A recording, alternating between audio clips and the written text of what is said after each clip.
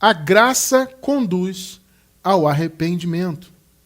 Nosso versículo inicial se encontra em Romanos, capítulo 2, versículo 4, nova versão internacional que eu vou ler aqui agora. Ou será que você despreza as riquezas da sua bondade, ou seja, da bondade de Deus, né? Tolerância e paciência, não reconhecendo que a bondade de Deus o leva ao arrependimento? Veja só o raciocínio do apóstolo Paulo, né? Uma pergunta retórica, obviamente, né? Preciosa igreja do Senhor Jesus, abençoados com todas as bênçãos, mais do que vencedores, povo santo e amado, igreja sem ruga e sem mácula. Meus amados irmãos, hoje vamos falar mais uma vez desse assunto, a respeito do arrependimento. Alguns irmãos vêm nos perguntando, vocês sabem, né? A graça, felizmente, ela vai chegando até as pessoas, né? As pessoas encontram o nosso trabalho, leem nossos livros, né? Pesquisam, de repente encontram um estudo nosso no YouTube ou no Facebook, enfim, seja qual for a rede, né?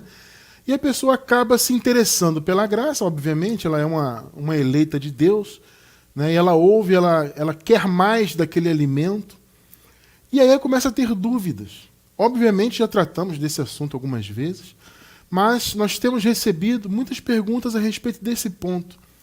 E uma das coisas que me leva a trazer estudos, né, ainda que sejam de assuntos já tratados por nós, o que me leva a trazer e reavivar, revisitar certos assuntos, é justamente isso, o interesse que as pessoas têm nesses temas, né? Então, acontece isso, vez ou outra, há um acúmulo de perguntas sobre o mesmo assunto. É um fenômeno curioso, né, que acontece comigo, né? Eu recebo muitos e-mails, muitas mensagens, muitos comentários, e de repente sempre tem algum assunto que parece que entra, vamos dizer assim, entre aspas, entra em vigor, né? Na mente, na dúvida dos irmãos, e as pessoas começam a perguntar sobre esse assunto praticamente no mesmo tempo. Eu, particularmente, não entendo isso como uma coincidência, tá? Eu entendo isso como um chamado a tratar do ponto desse assunto. Então, no caso, é o assunto hoje do arrependimento. As pessoas têm dúvidas por quê? Porque o arrependimento, ele tem muita ligação com a questão do pecado, né? Por quê? Porque o arrependimento antes da cruz, ou seja, antes de Jesus aniquilar o pecado, ele tinha total ligação com o pecado. A pessoa se arrependia de ser pecadora. Então, primeiro, havia um reconhecimento da sua condição de pecador, né? Então a pessoa se reconhecia como pecadora e ela então se batizava nas águas, porque o batismo nas águas era para arrependimento, era uma forma de demonstrar esse arrependimento naquela época, e era uma limpeza, eu diria, simbólica, né? Porque a água lavava a carne, obviamente. Só que a verdadeira limpeza quem fez foi Jesus, né? Então aqueles batismos de João e também dos discípulos de Jesus de Nazaré, né? Começou com João, essa coisa do batismo nas águas, e aí depois os discípulos de Jesus de Nazaré também seguiram com esse tipo de batismo. Obviamente era um batismo simbólico, era um batismo de transição, por assim dizer, né? Então a pessoa ouvia aquela mensagem, no caso de João ou de Jesus e seus discípulos, ela se via como pecadora, era chamada ao arrependimento do seu pecado, porque de fato eles estavam debaixo do pecado. Antes da cruz, todos estavam, gente, debaixo do pecado, entende? Então, essa visão de se arrepender do pecado, de passar por aquele batismo simbólico, aquela coisa toda, naquela época estava em vigor, entende? Naquela época tinha que ser assim, não estava errado, porque as pessoas falam assim, Cristiano França, vocês na graça hoje não batizam nas águas. Ué, gente, nós estamos em graça. A condição mudou. Entende? O verdadeiro batismo já foi realizado. Foi Jesus Cristo que batizou o seu povo na cruz do Calvário e, consequentemente, batizou com o Espírito Santo. Olha, nós temos um estudo muito recente sobre isso, tá? Sobre essa questão do batismo e do batismo com o Espírito Santo como consequência do batismo realizado na cruz. Eu vou deixar na descrição do vídeo o link desse estudo mais recente, onde nós falamos dessa questão do batismo, tá? Então as pessoas perguntam muito isso, irmão Cristiano, vocês em graça não batizam, isso não é heresia? Porque os discípulos de Jesus batizavam, João Batista batizava, e até mesmo depois da cruz eles batizavam. Sim, eu concordo com tudo isso. Só que veio um entendimento, abençoados, a respeito do verdadeiro batismo. Esse entendimento foi revelado ao apóstolo Paulo quando ele recebeu do Senhor o entendimento da graça. O Paulo disse que eram palavras inefáveis, que ao homem nem era lícito falar, de tão maravilhosas que eram aquelas palavras. E Paulo disse, eu recebi do Senhor Jesus, então, por revelação, o evangelho da graça. Então, dentre os entendimentos que o apóstolo Paulo recebeu, um deles foi justamente o entendimento do verdadeiro batismo. O próprio João Batista, aliás, ele disse, eu batizo com água para o arrependimento de pecados. Mas aquele que vem após mim, que no caso se referindo a Jesus, ele batizará com o Espírito Santo e com fogo. Como nós vimos no estudo mais recente, né, sobre o batismo com fogo, obviamente, era um batismo para a perdição, porque fogo é um símbolo do juízo de Deus, tá? Na Bíblia, o fogo simboliza o juízo de Deus, né? Então a perdição passaria pelo juízo de Deus. Os filhos da perdição, aqueles que não tinham e nunca teriam a vida eterna, eles passaram pelo juízo, pelo fogo. Então esse foi o batismo, entre aspas, com fogo. E o batismo com o Espírito Santo, obviamente, para os filhos de Deus, para aqueles que pertenciam à salvação, que teriam a vida eterna, entende? Então Jesus veio e trouxe o batismo definitivo. Então o batismo de João nas águas e o batismo que os discípulos de Jesus faziam era um batismo transitório. E esse batismo, então, nas águas, era um batismo para arrependimento de pecados. Então, o arrependimento ele tinha total ligação com essa condição de pecador, né? Então, a pessoa se reconhecia como pecadora, passava por aquele ritual, né? E, claro, mudava de vida, obviamente, porque a palavra arrependimento, no grego, por exemplo, ela significa mudança de mente. Literalmente, arrependimento é isso, vem do grego metanoia, é mudança de mente, é quando a sua mente muda, né? Ela dá um giro de 180 graus e muda completamente. O arrependimento, ele traz isso. Só que, como eu disse, vou repetir agora, no caso antes da cruz, o arrependimento estava ligado à condição, né, de pecado, a se reconhecer como pecador. Tá? Só que veja, a graça, o que a graça defende? Vamos lá. A graça defende que o pecado foi aniquilado.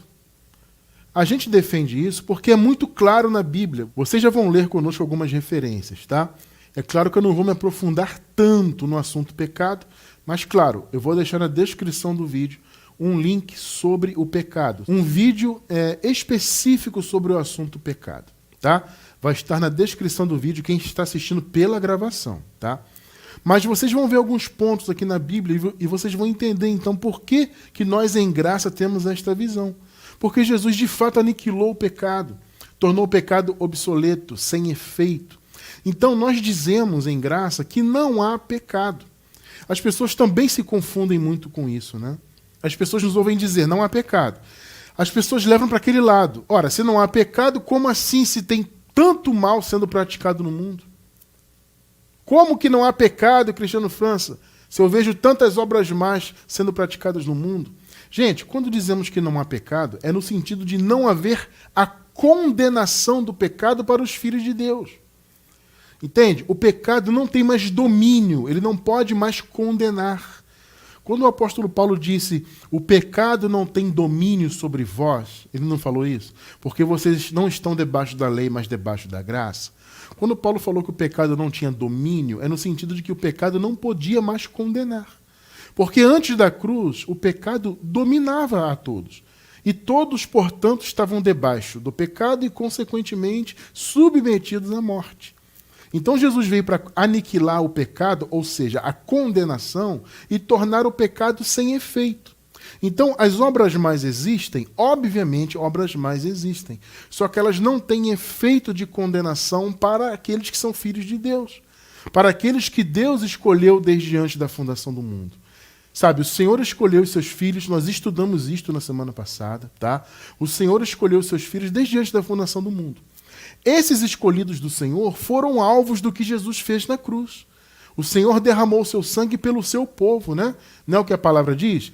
Na palavra diz assim, lá em Mateus, e ele salvará o seu povo dos seus pecados, né? Então o Senhor Jesus, ele tinha um alvo, salvar o seu povo. Aí você pensa, bom, Cristiano, se ele veio salvar o seu povo, obviamente, ele sendo judeu na carne, ele veio salvar apenas os judeus. Não. O seu povo é no sentido espiritual. É aí que está a grande revelação do Evangelho. Não eram os judeus, né? O conceito de Deus não era salvar os judeus na carne, não. Era trazer salvação, trazer vida eterna para os seus filhos do ponto de vista do Espírito. Ou seja, não há uma ligação de carne, de etnia, entende? A salvação, ela não tem a ver com uma etnia específica, segundo a carne. Essa é a grande revelação do Evangelho, tá? Antes havia esse entendimento que só os judeus eram alvos de tudo, na carne, né? Só que o Evangelho veio revelar que não. O pacto que Deus fez, o novo pacto, não seria com o Israel carnal, mas com o Israel segundo o Espírito, né? Tá? Então, o que acontece? O Senhor cumpriu essa obra, derramou o sangue dele e aniquilou o pecado. Então ele tornou o pecado sem efeito. Obras más existem? Claro que sim. Elas podem trazer consequência? Sim, elas trazem consequência para esta vida terrena.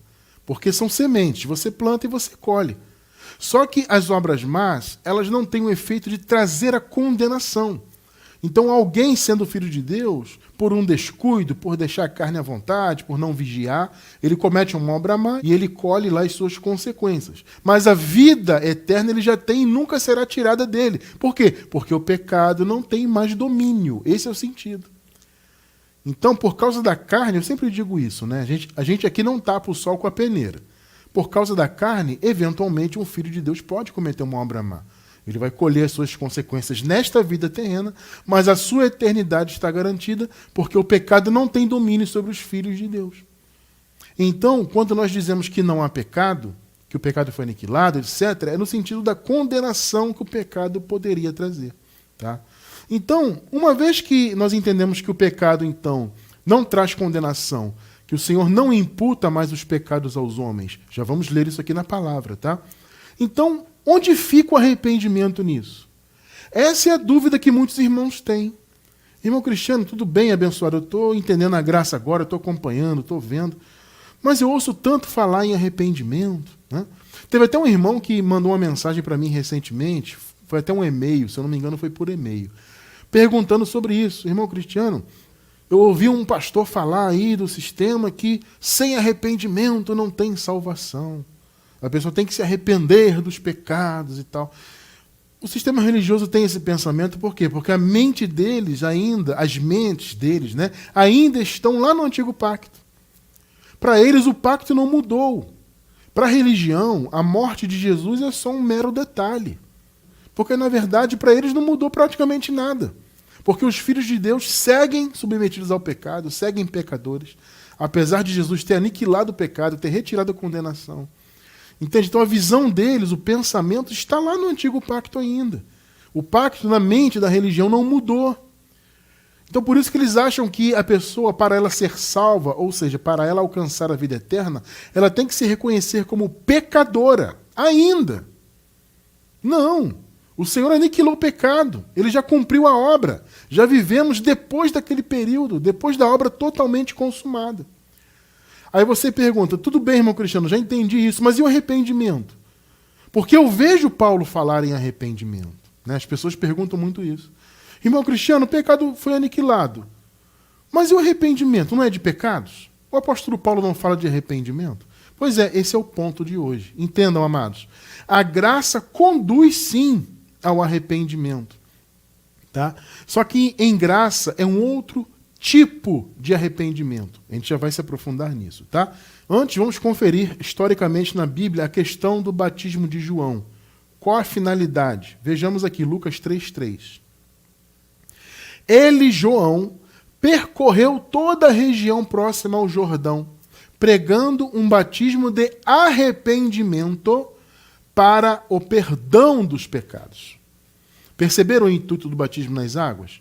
Era a pessoa ter o arrependimento, ou seja, ela se reconhecer como pecadora, e ter o perdão dos pecados. Só lembrando, abençoados, que na verdade, no fundo, esse perdão aqui era simbólico. Era um perdão que era sombra, vamos dizer assim, né? Existe um conceito na palavra, especialmente a gente vê muito no na carta aos Hebreus, né, essa questão da sombra. A lei era a sombra das coisas que viriam, né, a sombra dos bens futuros, etc. O conceito de sombra é o quê? É algo que está por vir. É aquele sentido assim, por exemplo, a pessoa está vindo lá longe. Só que antes da pessoa chegar até você, você vê a sombra dela. Né? Ela está descostas para o sol, nessa figura, né? A pessoa está descostas para o sol e ela vem até você. O que chega primeiro? A pessoa ou a sombra? É a sombra. Né? Não é a pessoa que chega. Então ela está lá longe, você está esperando alguém. O sol está lá em cima, atrás da pessoa. Ela vai vindo, primeiro vai chegar até você a sombra. Aí depois a pessoa vai chegando. Então a sombra chega antes. A sombra é o quê? É um apontamento. Olha, aquela pessoa está vindo, a sombra dela está ali. O conceito é esse da metáfora, entende? Então, o que é a lei e a sombra? Né? O que se fazia na lei era a sombra. Por quê? Era algo que apontava para o bem real.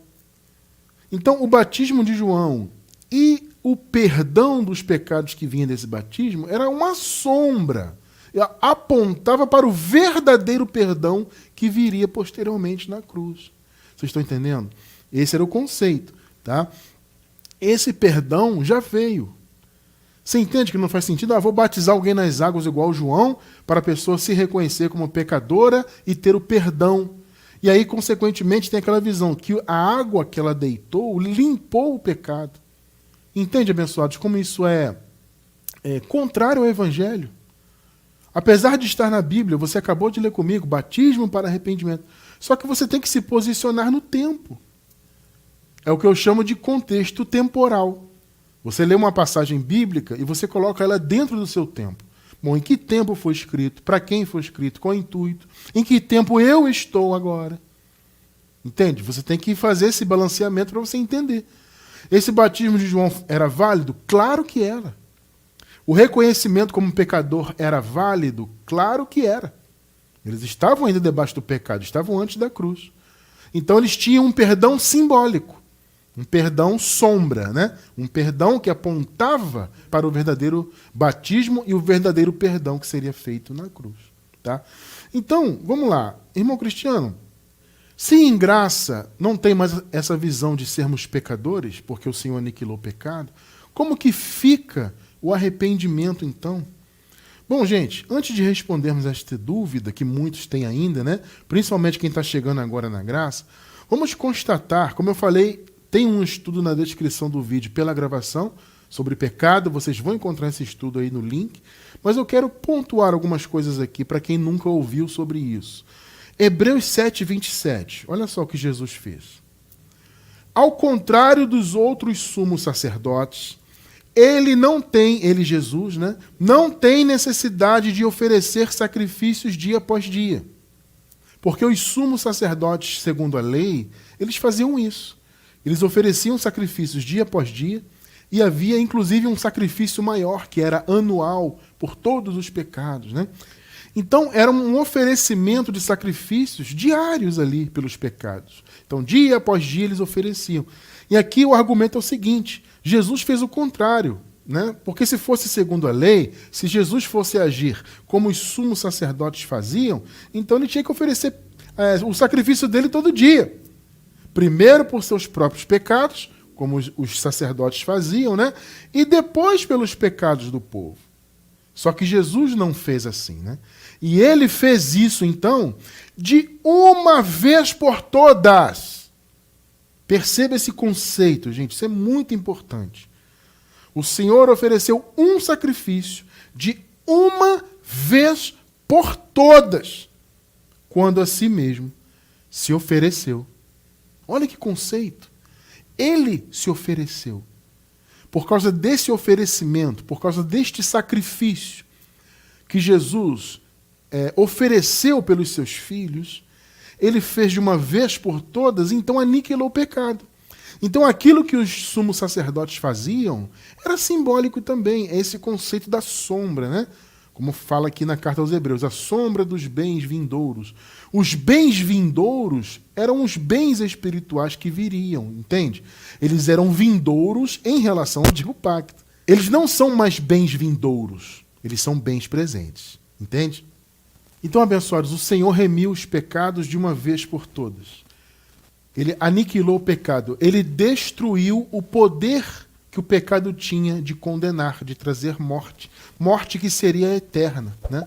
Ela deixou de ser eterna para os filhos de Deus, porque o Senhor justamente livrou os filhos de Deus da morte eterna. A salvação é isso, né? Salvação eterna é sinônimo de você ter sido liberto da morte que seria eterna. Percebe? Os filhos do Senhor foram libertos, porque o pecado não domina. Ou seja, a obra má existe? Existe, mas ela não pode matar, ela não pode condenar eternamente os filhos de Deus. Mais um ponto aqui, Hebreus 9, 26. Uma vez por todas se manifestou. Esse é o finalzinho do versículo, tá? Uma vez por todas se manifestou. Está vendo esse conceito? Uma vez por todas.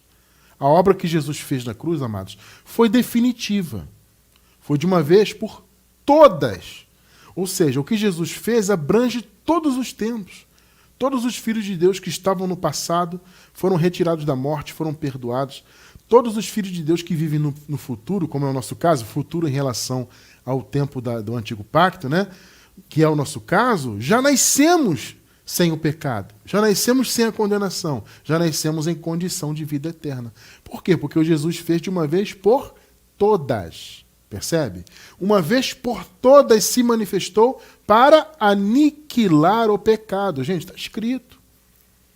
Está escrito, você não pode considerar um filho de Deus pecador. Não faz sentido. É o que a gente sempre diz aqui. Ou a pessoa é pecadora ou ela é nova criatura. Ela não pode ser as duas coisas ao mesmo tempo. A religião tem isso, né? Eles dizem lá, você é nova criatura, diga aí, confesse que você é nova criatura. Tem até música, né? Eles têm lá no meio do sistema várias canções que falam que são novas criaturas, mas ao mesmo tempo eles se dizem pecadores. Isso não faz sentido. Você está no tempo da graça, no tempo que o pecado foi aniquilado. Você está depois da cruz, depois do ano 70, né, onde houve a parousia do Senhor, tudo foi consumado. Estamos depois de todo aquele tempo. Então nós somos novas criaturas, já nascemos novas criaturas. Eu vou deixar também na descrição do vídeo a playlist que nós temos no YouTube. O link da playlist Já Nascemos. Tá? É muito interessante, dentro dessa playlist tem vários estudos com esse tema Já Nascemos, e um deles é esse, Já Nascemos Novas Criaturas. Porque você não pode entender que você é pecador e nova criatura ao mesmo tempo. Ou você é uma coisa ou você é outra. Tá? Então veja, nós já nascemos novas criaturas. O pecado não tem mais domínio. Não pode condenar. O Senhor, amados, a partir de Cristo, ele passou a não mais imputar pecados aos homens. 2 de Coríntios 5, do 16 ao 19. Observem só. Por isso, daqui por diante, a ninguém conhecemos segundo a carne. E, ainda que tenhamos conhecido Cristo segundo a carne, ou seja, Jesus como judeu, Jesus de Nazaré, contudo agora já não o conhecemos desse modo. 17. Pelo que, se alguém está em Cristo, nova criatura é. Observe o final do versículo. As coisas velhas já passaram, eis que tudo se fez novo. Observe, o que são as coisas velhas? É justamente o conceito do Antigo Pacto. Entende? Pecado, condenação, percebe? A ausência do Espírito Santo, né? Porque o Espírito Santo ele não habitava nos filhos de Deus antes da cruz. Então era um conceito de separação, era um conceito de distanciamento de Deus. Não havia, portanto, como eu disse, né? A presença do Espírito Santo habitando no povo. Então era um momento de escuridão. Por isso que Paulo, inclusive, chama de império das trevas. Então, pelo que? Se alguém está em Cristo, nova criatura é. Então, estar em Cristo é você estar em uma nova era. Vocês estão entendendo o ponto? As pessoas entendem estar em Cristo como você pertencer a uma denominação religiosa. Ah, você aceitou Jesus aqui na igreja X, você se batizou nas águas, você participou da classe dos catecúmenos, você fez a primeira comunhão ou tomou Santa Ceia e todo mês você toma, etc. Então agora você está em Cristo. Não, amados, biblicamente não é este o conceito. Estar em Cristo não é você aceitar Jesus e pertencer a uma denominação. Estar em Cristo é você estar depois das coisas velhas. Entende? As coisas velhas passaram. Então, antes da cruz, vou repetir, antes da cruz, as pessoas não estavam em Cristo. Elas estavam em Adão e em Moisés. Entenda isso. Por que, irmão Cristiano, Adão e Moisés? Porque Adão era o pecado, né? O pecado entrou no mundo por Adão, não é isso? Então Adão era o símbolo do pecado e Moisés era o símbolo da lei. O apóstolo Paulo diz que a lei era a força do pecado. Por quê? Porque a lei que imputava o pecado. Então a lei acabava sendo a força. Então eu sempre digo isso aqui, né? Eu coloco entre aspas que a lei e o pecado, entre aspas, trabalhavam juntos. Por quê? Porque era a soma, né? Uma soma de forças negativas. Era o pecado e a lei que trazia força e trazia consciência do pecado. Vocês estão percebendo? Então, antes da cruz, as pessoas estavam nas coisas velhas. Elas estavam em Adão e em Moisés. Se a gente fizer um paralelo, né, dos dois Adões, né, o apóstolo Paulo também apresenta esse conceito, né? O Adão de fato, o primeiro homem, e Jesus como o último Adão. Tá? Então, se a gente for colocar em pauta esse paralelo dos dois Adões, antes da cruz as pessoas estavam então em Adão no primeiro e consequentemente em Moisés, como eu falei. A partir da cruz as pessoas, os filhos de Deus, escolhidos desde antes da fundação do mundo, tá? Esses passaram a estar em Cristo. Você entendeu o conceito? As coisas velhas já passaram. Perceba isso, amado. Você tem que ler o versículo e raciocinar em cima dele. Sabe, essa coisa de, você está em Cristo agora que você aceitou Jesus aqui na nossa igreja. Onde tem isso na Bíblia, gente? Pelo amor de Deus. Nós não encontramos isso em lugar nenhum da Bíblia. Sabe esse conceito? Não tem isso aí. Aceitou Jesus, agora você está em Cristo. Não, amado, estar em Cristo é uma condição do tempo, do pacto. Antes da cruz, depois da cruz. Então, o que Paulo disse? Se alguém está em Cristo, nova criatura é. Por quê? Porque as coisas velhas já passaram, tudo se fez novo. Então, a partir da cruz, todos os filhos de Deus foram feitos novas criaturas. Não estavam mais debaixo da condenação do pecado. Aqueles irmãos, né, dessa época aqui da igreja, eles eram pecadores? Sim, no sentido de terem nascido antes da cruz, né? Eles nasceram ainda debaixo do pecado, portanto, eles eram pecadores, porém pecadores perdoados. Nós, que nascemos depois de tudo isso, já nascemos em outra condição. Não nascemos nem como pecadores, nós não somos pecadores perdoados. Entende? Porque o pecado foi aniquilado muito antes de nós nascermos. Eles aqui, na época da igreja primitiva, nasceram ainda debaixo do pecado. Nós não. Você entende que não tem sentido a pessoa hoje na religião se dizer pecadora e nova criatura ao mesmo tempo? Percebe que isso não faz sentido? Porque as coisas velhas já passaram. Então, obras mais existem? Sim, repito, existem. Só que o pecado não tem mais domínio sobre nós. Ele não pode mais matar o Filho de Deus, não pode mais trazer condenação eterna. Muito bem. 18. Mas todas as coisas provêm de Deus, que nos reconciliou consigo mesmo por Cristo e nos confiou, olha só, o ministério da reconciliação. Então veja, amados, o apóstolo Paulo, ele está apresentando um novo conceito aqui. Porque havia esse conceito do arrependimento. E veja, esse conceito ele ultrapassou a cruz.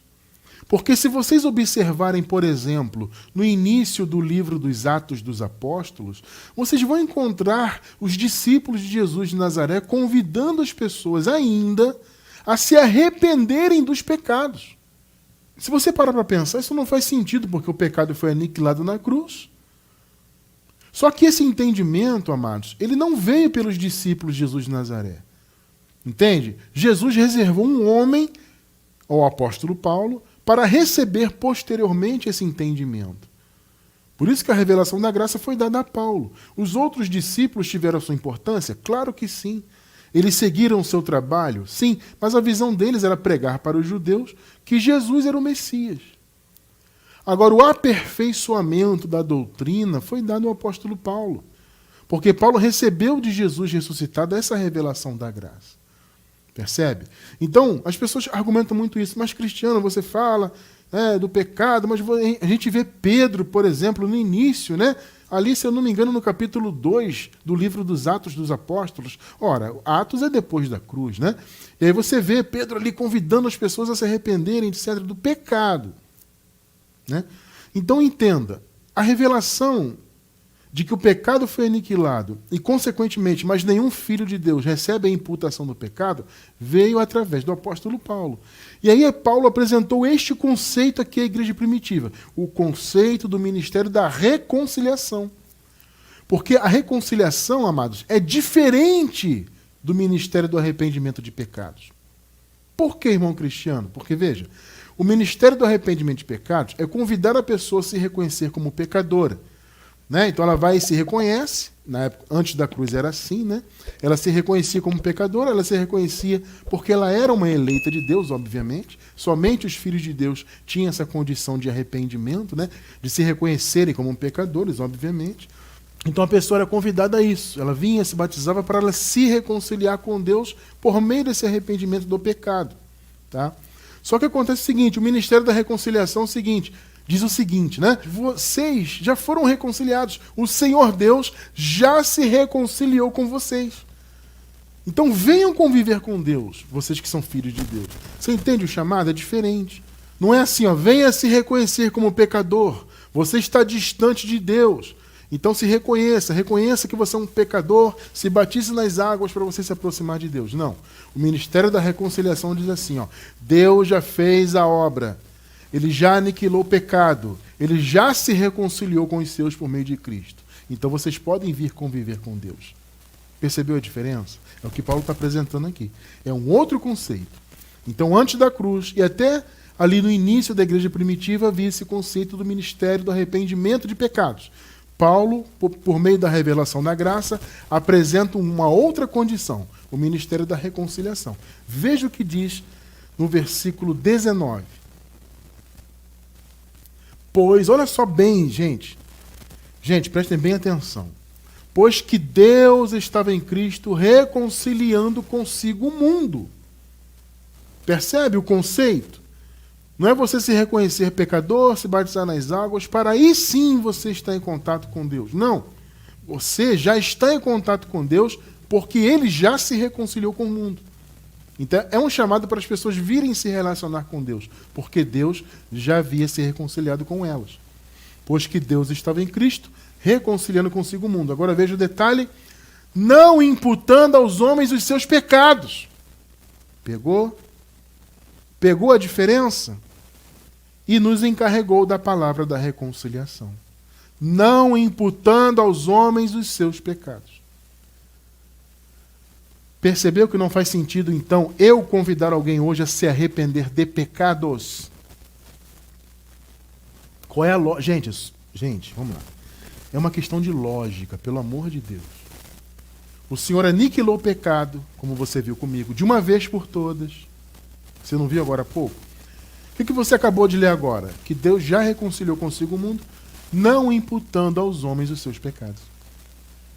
Aí eu chego hoje, depois de toda essa obra consumada, quem quer aceitar Jesus? Note que é um conceito que não existe, né, na Bíblia. Eu sempre coloco entre aspas. Reconheça-se como pecador. Venha se batizar nas águas para você purificar os seus pecados. Qual é a lógica disso? Se o próprio Deus não imputa aos homens os seus pecados. Está aqui, está escrito. Deus estava em Cristo reconciliando consigo o mundo. Então o ministério hoje, não hoje, né? Da graça em diante, da cruz em diante, não era mais o ministério do arrependimento de pecados. Era o ministério da reconciliação. E é aí que entra a pergunta de hoje. Tudo bem, irmão Cristiano, eu entendi isso muito bem. Mas Paulo fala de arrependimento. O arrependimento, então, segue na graça, já que, né, o pecado foi aniquilado?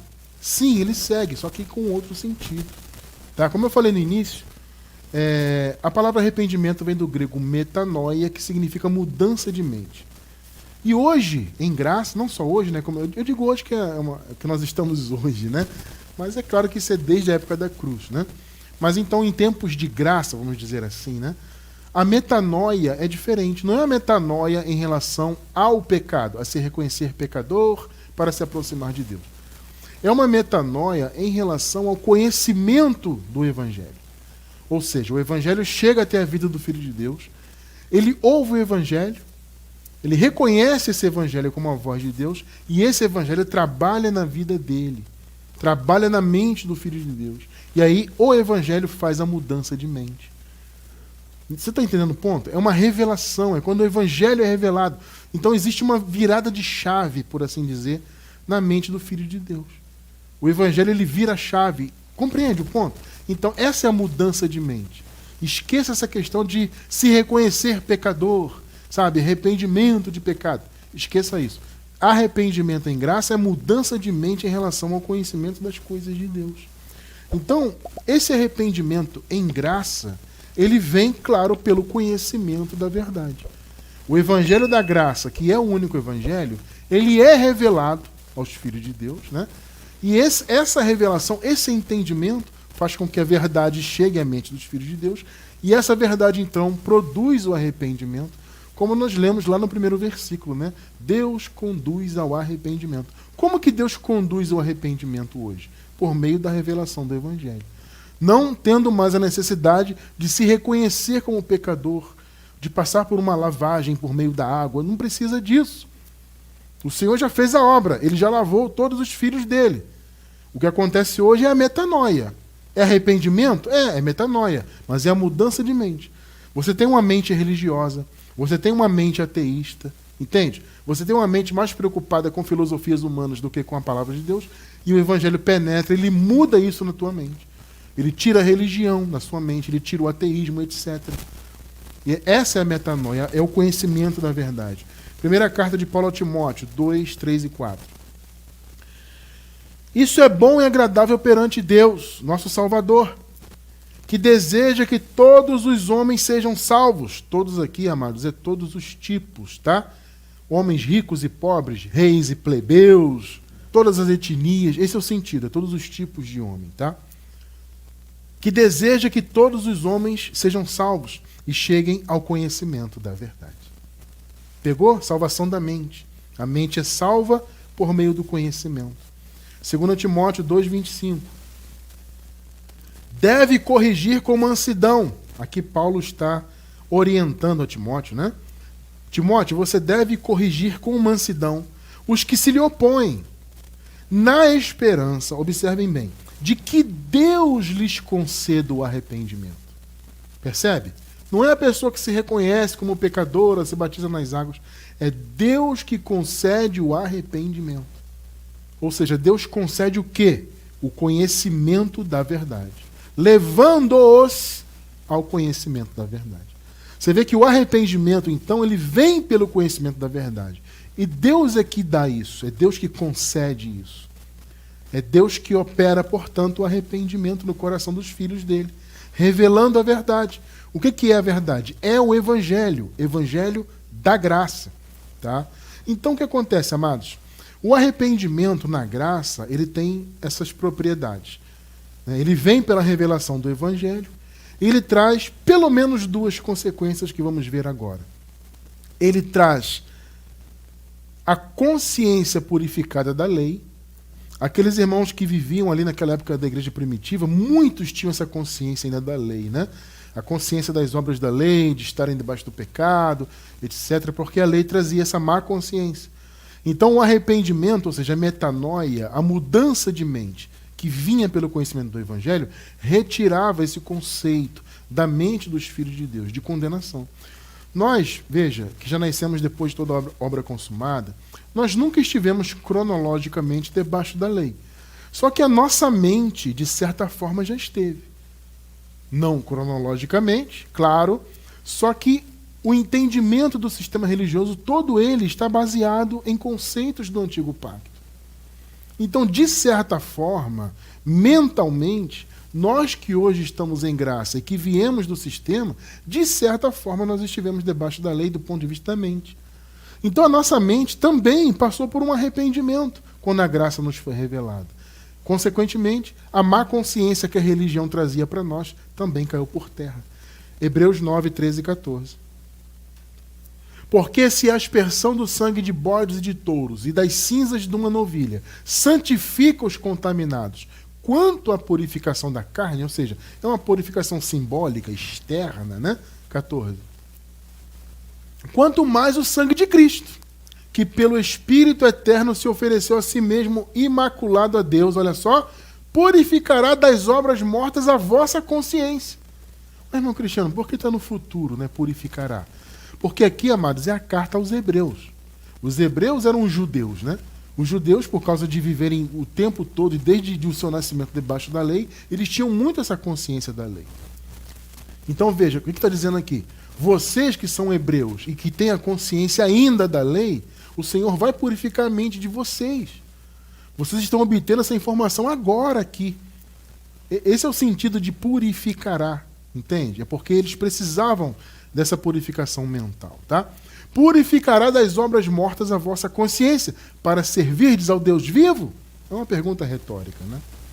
Vocês perceberam o poder do arrependimento? Mudança de mente, metanoia. Não é arrependimento de pecado. Não é se ver como pecador. Não é isso. Esqueça isso. Isso é antigo pacto. Isso é antes da cruz. O arrependimento em graça é conduzido por Deus quando Deus revela a sua palavra. Você viu, acabou de ver comigo, né? Paulo falando a Timóteo, Timóteo, olha, corrija com mansidão aí, né, na esperança de que Deus conceda o arrependimento. Ou seja, que Deus leve o conhecimento da verdade. Aí é uma obra de Deus, né? E aí, consequentemente, é o arrependimento. Então, o primeiro resultado é a purificação da nossa consciência, tá? E também o arrependimento traz como consequência a mudança de vida em relação a obras. É aí que muitos pensam, né? Ah, irmão Cristiano, mas essa coisa da graça não é uma licença para andar errado, para viver no pecado. Não, amado. Pelo contrário. Porque quando você recebe a revelação do Evangelho, o Evangelho também trata isso conosco. Só que sem lei. Entende? Sem mandamentos de homens. Sabe? Você não precisa de mandamento de alguém dizendo isso é pecado, não faça aquilo, não pratique aquilo outro. Graça não precisa disso. Por quê? Porque a graça traz o arrependimento. Ou seja, a revelação da graça traz o arrependimento, que muda a mente. Mudando a mente por meio do Evangelho, consequentemente mudam as obras. Porque o nosso chamado como filhos de Deus é praticarmos boas obras. Então, o que nos prepara para isso é o Evangelho. Entende? Romanos 12:2, por exemplo.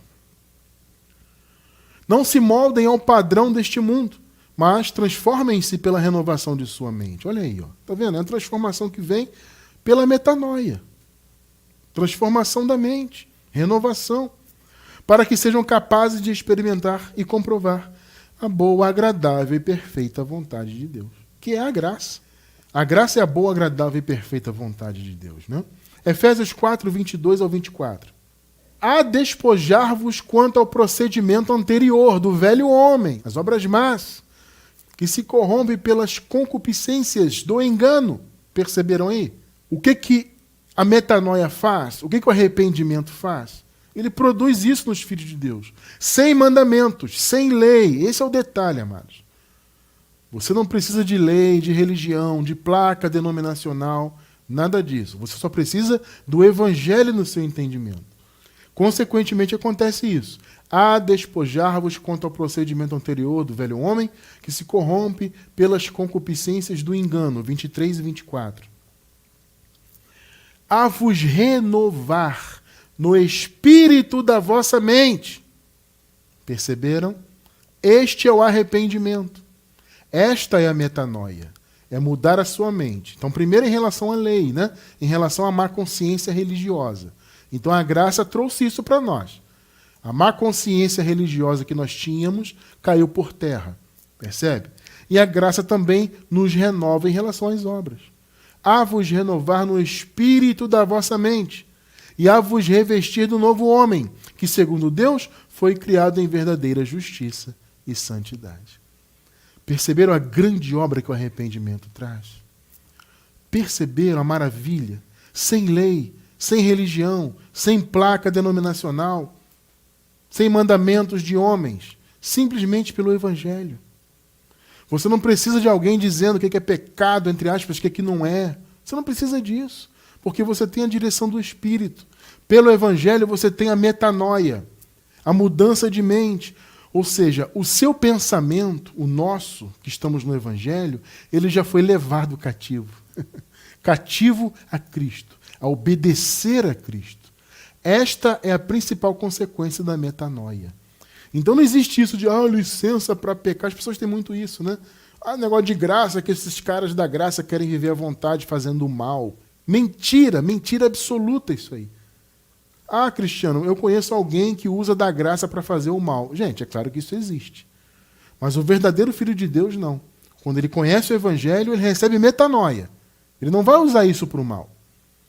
Entende? Por quê? Porque o pensamento dele é levado cativo a obedecer a Cristo. Eu quero encerrar, inclusive, com esse versículo. 2 de Coríntios 10, 5. Destruímos argumentos. Aqui Paulo está falando do ministério, né? Do trabalho que eles exerciam e que nós hoje também exercemos, né? Que é destruir argumentos contrários ao Evangelho, né? Destruímos argumentos e toda pretensão, toda altivez, toda jactância, né? Que se levanta contra o conhecimento de Deus. Agora veja, e levamos cativo todo pensamento para torná-lo obediente a Cristo. Percebeu o que o Evangelho faz? O Evangelho domina o nosso pensamento e o leva cativo para a obediência a Cristo. Olha que conceito maravilhoso. A revelação da graça, então, traz o arrependimento. Ele traz a metanoia. Livra nossa mente da má consciência de pecados. Nós não nos vemos mais como pecadores, nos vemos como salvos, filhos de Deus, abençoados, novas criaturas. A metanoia faz isso e, consequentemente, a metanoia nos ajuda a lutar contra a nossa natureza humana, porque ela ativa em nós esse conceito das boas obras. Louvado seja Deus por isso. Percebeu, então, o conceito do arrependimento? Isto é o verdadeiro arrependimento em graça. Havia o conceito antes da cruz de arrepender-se de pecados? Sim, só que nós temos que nos posicionar no tempo certo. Agora estamos no tempo da graça totalmente estabelecida. Então não vivemos mais aquele conceito antigo. Lembre-se, as coisas velhas já passaram, tudo se fez novo. Entende? Então o arrependimento agora não é arrepender-se de pecados, mas é você ter em sua mente a revelação da graça, você ter a sua mente liberta dos conceitos religiosos, das obras da lei, da má consciência, e você ter esse reforço, por assim dizer, né, contra as obras da carne. É ter o seu pensamento cativo e levado por Deus a obedecer a palavra de Cristo. Glória a Deus por isso.